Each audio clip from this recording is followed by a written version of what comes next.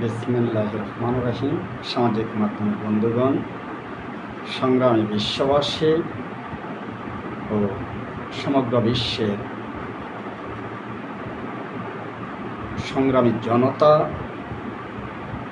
বিশেষ করে বিপ্লবী ইরানি ও সমগ্র বিশ্বের মজলুম মুসলিম ভাই বোনেরা, প্রত্যেকের প্রতি আমার আন্তরিক সালাম ও অভিনন্দন। সংগ্রামী বিশ্ববাসী, আমরা 1947 সাল থেকে দেখতেছি, ইতিহাসের বিভিন্ন পর্যালোচনা করলেই আমরা দেখি 1991 সাল থেকে শুনে আসছি ইরাক যুদ্ধ এবং ফিলিস্তিন সংঘাত 1947 সাল থেকেই অদ্যাবধি চলমান। পবিত্র কোরআনে ফিলিস্তিন রাষ্ট্র, কিন্তু বিশ্ব দরবারে ফিলিস্তিন রাষ্ট্রের স্বীকৃতি নেই। হতাশ সংগ্রামে সমগ্র বিশ্ববাসী, নিষ্ঠুর বর্বরতা, পৈশাচিকতা, পৃথিবীর ইতিহাসে জঘন্য বর্বরস্ত হত্যাকাণ্ড বিদুর্মরিয়া ঘটাচ্ছে, কিন্তু তাতে সমগ্র বিশ্ব নীরব। স্তম্ভিত মানবতা কি করে একের পর এক হত্যাজ্ঞ সারা বিশ্বে Myanmar, Bharat, Syria, Libya, Iraq, বিভিন্ন দেশে মুসলিম নিধন হচ্ছে। সংগ্রামী সামাজিক মাধ্যমের বন্ধুগণ, আজকে দেখতেছি মুসলিমদের রক্তের মূল্য পানির চেয়েও কম। প্রতিনিয়ত যেভাবে আগ্রাসন চালাচ্ছে ফিলিস্তিনের উপর, যেভাবে বর্বরস্ত হত্যাযজ্ঞ চালাচ্ছে, সমগ্র বিশ্ব নীরব। তারা শুধু তামাশা দেখছে। স্তম্ভিত গোটা জাতি, বিশ্ব মানবতা, সম্মানিত সমগ্র বিশ্ববাসী, যদি আমরা লক্ষ্য করি মুসলিম ভ্রাতৃত্ববোধ, মুসলিম বন্ধন, মুসলমানদের ভ্রাতৃত্ব বন্ধন, আজকে সেই ভ্রাতৃত্ব বন্ধন থেকে মুসলমানরা অনেক দূরে সরে গেছে। আজকে শাসকগণ হয়ে গেছে নতজানু।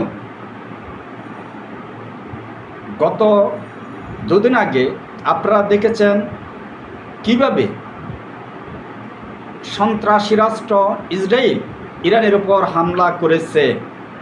একের পর এক রাষ্ট্রের উপর সে ত্রাস সৃষ্টি করে, কিন্তু তার নিয়ে নিন্দা নেই, তাকে প্রতিহত নেই, তাকে লালন করা হচ্ছে, তাকে পালন করা হচ্ছে।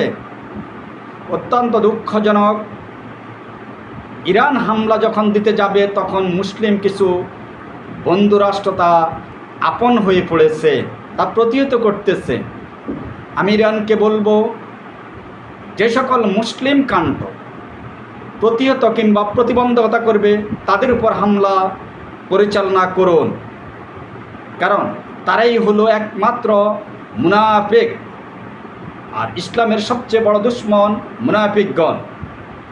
আজকে আমেরিকা একজনকে লালন করতেছে, আরেকজনকে ধ্বংস করতেছে, আরেকজনকে লালন করতেছে, আরেকজনকে ধ্বংস করতেছে।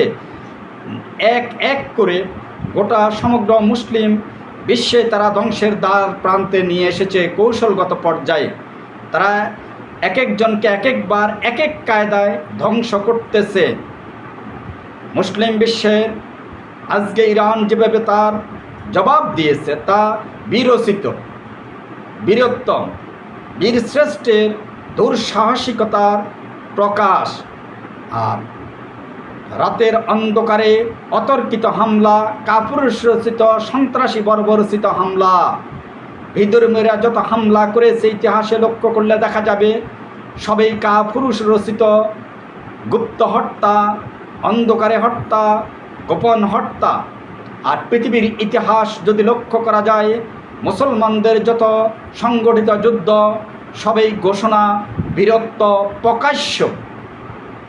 তাহলে তা থেকে আমরা অনুধাবন করতে পারি, জয় পরাজয় থাকতে পারে, জয় পরাজয় থাকবে। বীর সে লড়ে যে, বীর সে মরে যে, কিন্তু কাপুরুষিত কোনো হত্যাজ্ঞ, কোনো ধ্বংসলীলা, কোনো হামলাই মুসলিম বিধান নয়। তাই ইসরায়েলকে আমি বলবো, তাদেরকে সমুচিত শিক্ষা দেওয়ার জন্য সমগ্র মুসলিমবাসীর প্রতি আমার উদাত্ত আহ্বান, পৃথিবীর মানচিত্র থেকে তাদেরকে নাস্তানাবুদ করে দেওয়া হোক। কারণ তারা মধ্যপ্রাচ্যের বিস্ফোরণা, তারা সকল মুসলিম কান্ট্রির উপরেই তারা একের পর এক ত্রাস সৃষ্টি করতেছে। এই মুহূর্তে যদি তাদেরকে কোনোভাবে সহানুভূতি বা রক্ষা করা হয়, তা সমগ্র মুসলিম মানবতার জন্য হবে মহাবিপদ। তাই অনতি বিলম্বে সকল মুসলিম বিশ্ব ঐক্য গড়ে নাস্তানাবুদ করা হোক ইসরায়েলকে। ইরানের প্রতি উদাত্ত আহ্বান, কোনোভাবেই কোনো সমঝোতা নয়। দুষ্টের দমন, দুষ্টের জবাব, সন্ত্রাসীর জবাব, রক্তের জবাব রক্ত দিয়ে দিতে হবে এবং দেওয়া উচিত। এবং মুসলিম যে সকল দেশ বা যে সকল শাসক তা প্রতিহত করতে চাইবে, তাদেরকে একই কাঁধে হামলা করার জন্য ইরানের প্রতি উদাত্ত আহ্বান করব। মুসলিম যে সকল ব্যক্তি বা রাষ্ট্র ইসরায়েলের পক্ষপাত নেবে, তারা কখনোই মুসলমান হতে পারে না। এটাই প্রত্যাশা আমার যে ইরান তার সর্বশক্তি দিয়ে শেষ রক্তবিন্দু প্রয়োজনে ত্যাগ করে হলেও রক্তের জবাব রক্ত দিয়েই দিবে। নাস্তানাবুদ চাই ইসরায়েলের চাই ধ্বংস। কারণ যারা ইসরায়েল নামক কোনো রাষ্ট্র নেই, কিন্তু আজকে যে রাষ্ট্র ফিলিস্তিন, তাদের স্থানে তারা রাষ্ট্র গড়েছে। তাই তাদেরকে উৎখাত করা হোক, এটা আজ সমগ্র মানবতার জন্য নৈতিক দায়িত্ব হয়ে পড়েছে। আল্লাহ হাফেজ। ইরান জিন্দাবাদ, মুসলিম মানবতা জিন্দাবাদ। আল্লাহ হাফেজ। আসসালামু আলাইকুম।